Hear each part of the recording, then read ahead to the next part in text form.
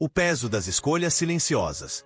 O verdadeiro perigo não está nas grandes decisões erradas, mas naquelas que nem percebemos estar tomando. Enquanto nos preocupamos com escolhas monumentais, que carreira seguir, onde morar, com quem se casar, nossa vida vai sendo moldada pelos microjulgamentos automáticos. O que falamos no calor do momento, como gastamos os primeiros 30 minutos da manhã, o que consumimos quando ninguém está olhando.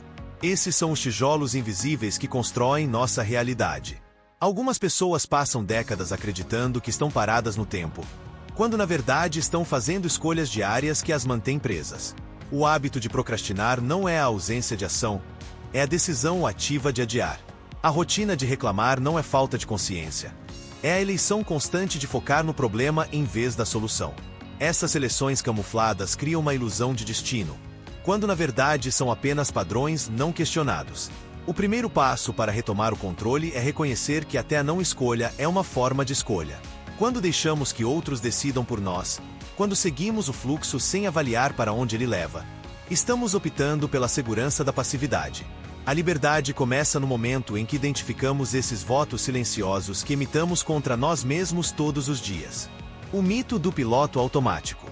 A mente humana adora atalhos, e isso não é um defeito, mas uma estratégia de sobrevivência. O problema surge quando confundimos eficiência com automatismo, permitindo que padrões antigos governem situações novas. O piloto automático não é um inimigo a ser derrotado, e sim um mecanismo que precisa de atualização constante. Ele foi programado por experiências passadas, mas pode ser reprogramado por intenções presentes. Muitos acreditam que estão no controle porque fazem escolhas conscientes em áreas visíveis, o trabalho, os relacionamentos, os projetos, enquanto delegam as fundações invisíveis ao acaso. Decidimos meticulosamente que celular comprar, mas não questionamos os pensamentos que compramos a cada scroll nas redes sociais. Planejamos férias com precisão militar, mas deixamos nosso estado emocional à deriva, sujeito aos ventos do dia.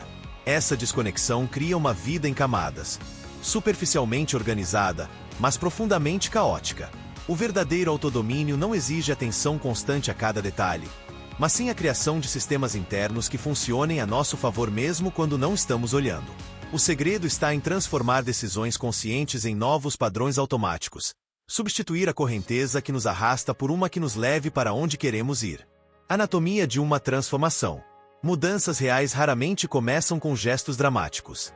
Elas nascem da compreensão profunda de como sistemas pessoais operam, a mecânica oculta por trás dos hábitos, a engenharia emocional que determina reações, a economia psicológica que prioriza certos pensamentos. Transformar-se não é sobre virar uma chave, mas sobre recalibrar peças interligadas que muitas vezes nem sabemos existir. Quando alguém tenta modificar um comportamento sem entender sua função original, a resistência interna se torna esmagadora. O vício em distrações não é fraqueza. É uma solução primitiva para aliviar a ansiedade. A procrastinação crônica não é preguiça. É um mecanismo de proteção contra o medo do fracasso. Atacar os sintomas sem decifrar seu propósito só gera frustração cíclica. A anatomia da mudança exige que sejamos simultaneamente cientistas e sujeitos do experimento. Observar padrões como um pesquisador imparcial, testar hipóteses com método, documentar resultados sem julgamento. Só então podemos redesenhar nossos sistemas internos com a precisão de um relojoeiro ajustando engrenagens, peça por peça, até que o mecanismo inteiro funcione em novo ritmo. A ditadura das circunstâncias. Vivemos em um paradoxo. Acreditamos que circunstâncias determinam nosso estado mental, enquanto na verdade é nosso estado mental que determina como interpretamos as circunstâncias. Dois indivíduos enfrentando o mesmo obstáculo podem ter experiências radicalmente diferentes. Um vê barreira intransponível, outro enxerga degrau necessário. A diferença não está no que acontece, mas no que se permite que aconteça dentro da mente. Essa ditadura externa se fortalece através de linguagem enganosa. Frases como "não tenho escolha", "ele me fez ficar assim" ou "a situação obrigou" não são descrições da realidade, são rendições de soberania. Cada vez que atribuímos nosso estado interior a fatores externos, transferimos o controle para algo que nunca poderemos governar por completo. A liberdade começa quando trocamos "isso está me estressando" por "estou escolhendo estressar-me com isso". O ambiente certamente influencia, mas não determina. Entre o estímulo e a resposta existe um espaço, minúsculo para alguns, expansivo para outros, onde mora o verdadeiro poder de decisão. Cultivar essa lacuna é a revolução silenciosa que permite navegar tempestades sem se tornar refém delas. A revolução da microconsciência. Grandes transformações são construídas com pequenos atos de atenção. A microconsciência é a prática de interceptar automatismos em escala molecular. O suspiro antes de responder com irritação. O meio segundo em que decidimos rolar a tela do celular mais uma vez, o instante em que a desculpa pronta começa a se formar na língua. Esses são os pontos de inflexão onde o destino se bifurca. Essa revolução não exige horas de meditação ou técnicas complexas. Ela opera através de perguntas simples repetidas como mantras. Estou escolhendo ou apenas reagindo? Isso me aproxima ou me afasta do que realmente quero? Quem eu seria sem esse padrão? Perguntas que funcionam como interruptores de luz em cômodos escuros da psique, revelando o que sempre esteve lá, mas nunca foi propriamente visto. A magia da microconsciência está em sua acumulação. Um momento de presença não muda uma vida, mas milhares sim. Como gotas d'água que primeiro preenchem as rachaduras e depois remodelam a rocha, esses microatos de atenção vão reescrevendo nossa arquitetura interna. O resultado não é perfeição, mas progresso. Não controle absoluto, mas influência crescente sobre quem estamos nos tornando. 6. O paradoxo do controle. Quanto mais tentamos controlar rigidamente cada aspecto da vida, mais frágil nosso sistema se torna. A verdadeira maestria não reside no domínio absoluto, mas na capacidade de navegar entre a disciplina e a flexibilidade. Pessoas que precisam de controle total sobre circunstâncias externas frequentemente perdem o controle sobre seu mundo interno quando algo foge ao script. Esse paradoxo se revela na diferença entre contenção e supressão. Conter uma emoção é reconhecê-la e direcioná-la. Suprimi-la é negar sua existência até que ela exploda por vias distorcidas. O mesmo princípio se aplica a hábitos. Dietas restritivas levam a compulsões, regimes rígidos de produtividade geram crises de procrastinação. O controle que liberta é aquele que sabe quando ceder para não quebrar. A sabedoria está em distinguir o que deve ser governado com mão firme, valores, intenções, e o que precisa fluir, emoções passageiras, planos secundários. Como um bambu que se inclina com o vento mas mantém suas raízes firmes. O autocontrole sustentável sabe a diferença entre resistir e ressoar com a realidade. Arqueologia pessoal. Nossos padrões atuais são fósseis de experiências passadas que continuamos a desenterrar e reviver. Uma reação desproporcional ao abandono pode ser um artefato emocional da infância. A dificuldade em receber críticas muitas vezes guarda relação com figuras de autoridade do passado. Essa escavação interior não busca culpados, mas padrões. A arqueologia pessoal opera em 3 camadas. Identificar os comportamentos atuais, a superfície, mapear quando surgiram pela primeira vez, a escavação, e reconhecer a função original que cumpriam, a interpretação. O que hoje é um vício em aprovação pode ter sido uma estratégia de sobrevivência emocional em um ambiente volátil. Compreender isso transforma julgamento em compaixão por si mesmo. Essa investigação não pretende justificar comportamentos, mas iluminar suas raízes. Só quando sabemos de onde vieram nossos automatismos podemos decidir conscientemente quais merecem ser preservados como lições e quais devem ser doados ao museu das experiências passadas. O teatro das decisões. Vivemos performando escolhas mesmo quando acreditamos estar sendo espontâneos. Cada reação é um ato ensaiado, não por nós, mas por nossas experiências acumuladas. O tom que usamos ao discutir, as desculpas que repetimos, as formas de procrastinar. Todas são peças de um repertório internalizado que encenamos automaticamente. Esse teatro psicológico tem seus próprios figurinos, personas que adotamos, cenários, ambientes que disparam certos comportamentos e roteiros, padrões de diálogo interno. A tomada de consciência ocorre quando começamos a ver os bastidores dessas produções automáticas, os momentos em que o eu deixa de ser ator e vira plateia de si mesmo. A liberdade começa não ao destruir o teatro, mas ao reescrever as peças. Trocar monólogos de autossabotagem por diálogos de curiosidade, transformar cenas de vitimização em atos de responsabilidade. A vida continua sendo uma performance, mas agora com roteiros escolhidos em vez de herdados.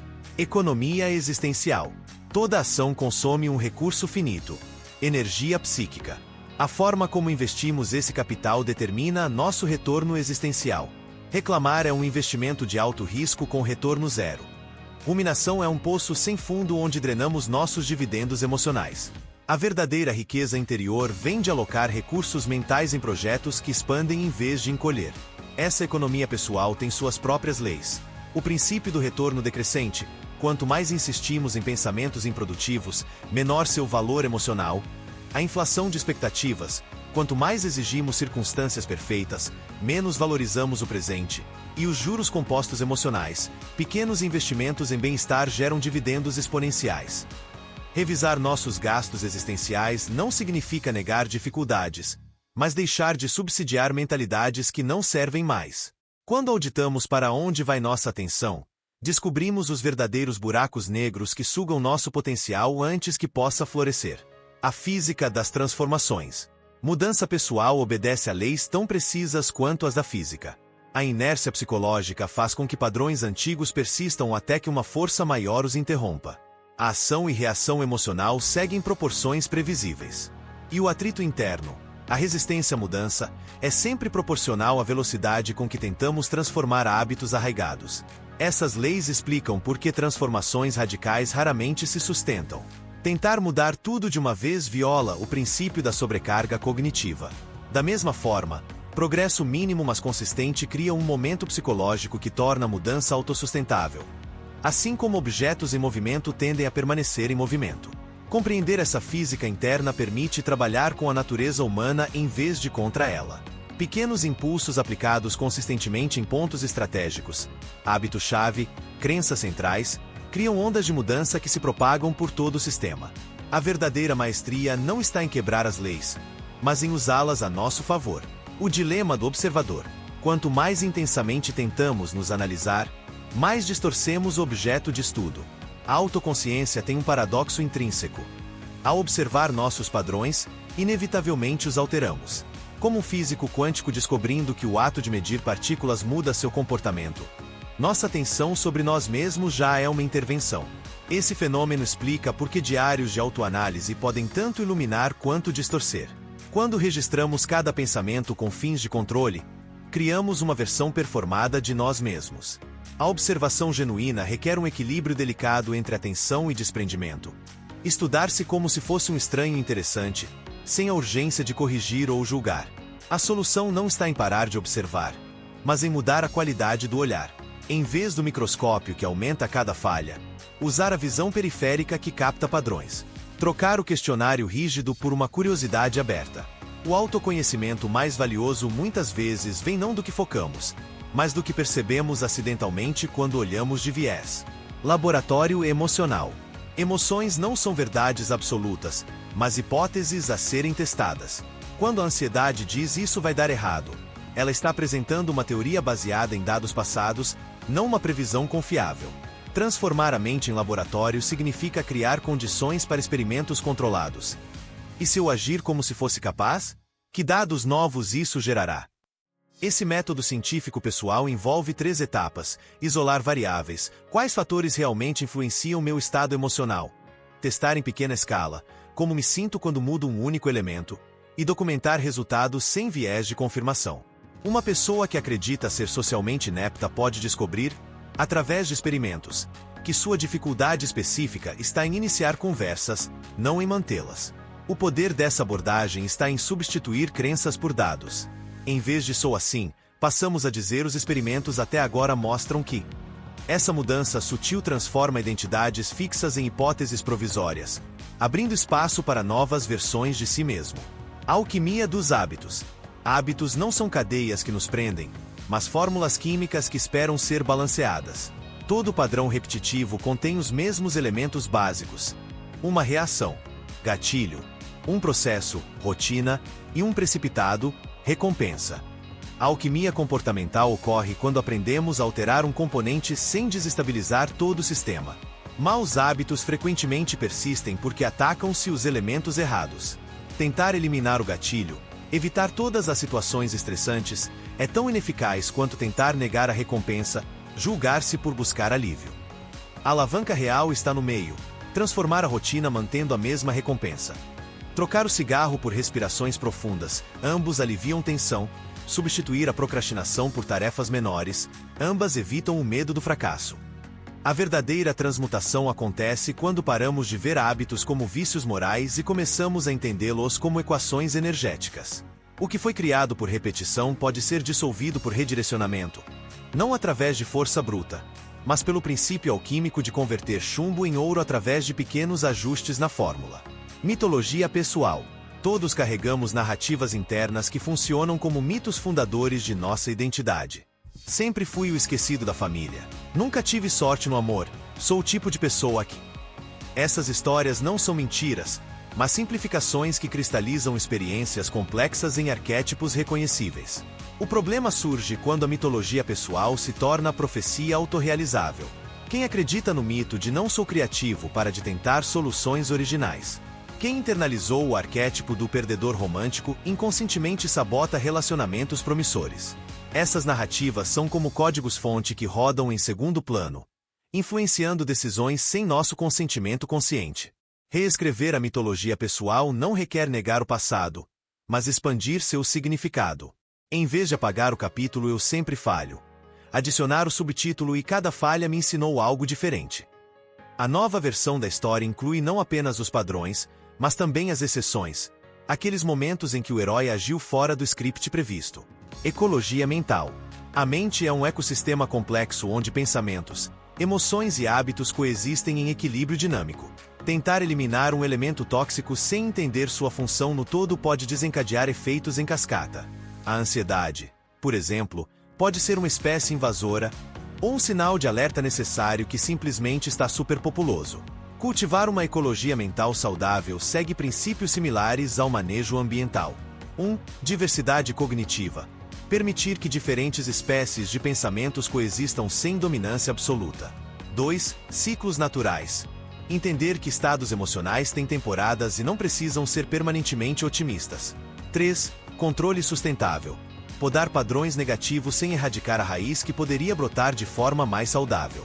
Quando deixamos de fazer guerra contra nossa própria mente e passamos a administrá-la como um ecologista sábio, descobrimos que muitos problemas eram na verdade soluções deslocadas.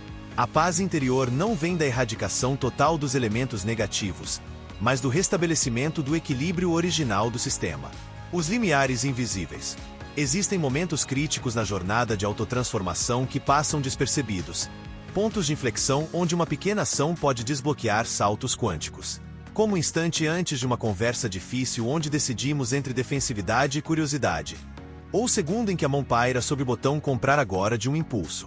Esses limiares são portais disfarçados de momentos comuns. A ciência chama esses pontos de bifurcações não lineares, quando sistemas complexos atingem um estado de instabilidade criativa. Na prática humana, são aqueles segundos em que estamos simultaneamente abertos à mudança e aferrados ao velho padrão. Identificá-los requer desenvolver uma sensibilidade especial para os próprios processos internos, os sutis calafrios antes de uma decisão importante, a leve tensão abdominal que precede uma recaída em hábitos antigos. Dominar esses limiares não exige força hercúlea, mas presença estratégica. São momentos para a pergunta-chave: que pessoa quero ser nessa encruzilhada? Ou qual versão de mim será necessária daqui a 5 minutos? Esses microtestes de caráter, acumulados, redefinem trajetórias inteiras. A geometria do autodomínio. Controle pessoal não é uma linha reta entre ponto A, onde estamos, e ponto B, onde queremos chegar. É uma geometria multidimensional onde diferentes aspectos do ser se interconectam em ângulos inesperados. Melhorar a gestão financeira pode impactar a saúde emocional. Trabalhar a paciência nos relacionamentos pode aumentar a produtividade profissional. Essa geometria revela que não existem áreas isoladas. Cada vértice do nosso ser está conectado aos outros por arestas invisíveis. Quando alguém diz minha dieta vai mal porque minha vida emocional está conturbada, está descrevendo precisamente essa interconexão. O autodomínio verdadeiro requer mapear essas relações e encontrar os pontos de alavancagem, onde uma pequena mudança gera impactos em múltiplas dimensões. A prática está em perguntar: se eu melhorasse apenas X, que outras áreas seriam automaticamente impactadas? Esses nós centrais da rede pessoal variam para cada indivíduo. Para alguns é o sono, para outros a organização do tempo, para muitos a qualidade do diálogo interno. Encontrar seu próprio centro geométrico é metade do caminho. 18.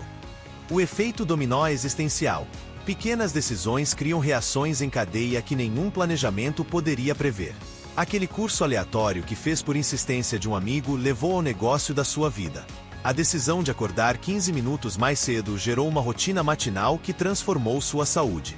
Esses efeitos dominó não são coincidências, são a matemática invisível das escolhas consistentes. O segredo está em confiar no processo mesmo quando os resultados não são imediatamente visíveis. Como fichas de dominó alinhadas, algumas mudanças só revelam seu impacto completo após várias peças terem caído. A pessoa que começa a meditar hoje pode não notar diferença até que, meses depois, perceba que está respondendo diferentemente a situações estressantes que antes a desequilibravam. Acelerar esse efeito requer 2 insights. Primeiro, que toda ação é potencialmente uma ficha de dominó, até as aparentemente insignificantes. Segundo, que o espaçamento entre as peças varia. Algumas quedas são rápidas, outras levam tempo. A sabedoria está em continuar alinhando as peças mesmo quando ainda não vemos a cadeia completa em movimento. 19. A ilusão da linha de chegada. A cultura obcecada por metas nos vende a ideia de que existe um ponto final onde chegamos e a transformação está completa. Nada poderia estar mais distante da verdade biológica e psicológica. Nosso sistema nervoso não foi projetado para estados permanentes, mas para adaptação contínua. O que significa que o autodomínio não é um destino, mas uma prática sem fim. Essa compreensão liberta da tirania do quando eu chegar lá. Não existe lá definitivo. Apenas diferentes níveis de habilidade na navegação do ser. O músico não para de praticar depois de dominar uma peça. Encontra novos desafios. Da mesma forma, controlar impulsos hoje não imuniza contra novas tentações amanhã, mas fortalece os músculos para enfrentá-las. A beleza desse processo infinito está em sua natureza acumulativa. Cada dia de prática não nos leva mais perto de um ponto final imaginário, mas expande nossa capacidade de dançar com a complexidade humana. A meta deixa de ser um marco distante e se torna a própria jornada bem vivida. O antimanifesto. Chegamos ao paradoxo final. Quanto mais buscamos controle, mais descobrimos que a verdadeira maestria está em abrir mão da ilusão de controle absoluto. Este não é um manifesto com regras rígidas, mas um convite à fluência existencial, capacidade de navegar entre estrutura e espontaneidade, entre disciplina e surrender. Os princípios paradoxais do antimanifesto incluem: domine seus padrões para poder esquecê-los quando necessário. Crie estruturas para que a liberdade não se torne caos. Planeje com precisão para poder abandonar os planos quando a vida exigir. Estude a si mesmo obsessivamente para poder parar de analisar e simplesmente viver. A verdadeira transformação acontece quando os instrumentos de controle se tornam tão naturais que deixamos de percebê-los. Como músico que depois de anos de prática pode finalmente perder-se na música. Esse é o destino irônico da jornada. Trabalhar duro para um dia não precisar mais trabalhar tanto. Se qualquer parte dessa jornada ressoou com você, esse é seu sinal. O primeiro passo pode ser minúsculo. Um comentário abaixo dizendo começando, para trazer seu compromisso à existência. Um print dessa tela como lembrete. Ou simplesmente 60 segundos de silêncio para decidir qual peça de dominó você vai alinhar hoje. A mudança não precisa de grandiosidade. Precisa só de você mostrar para si mesmo que está realmente nisso. Então, qual vai ser sua primeira microação para provar que essa vez é diferente?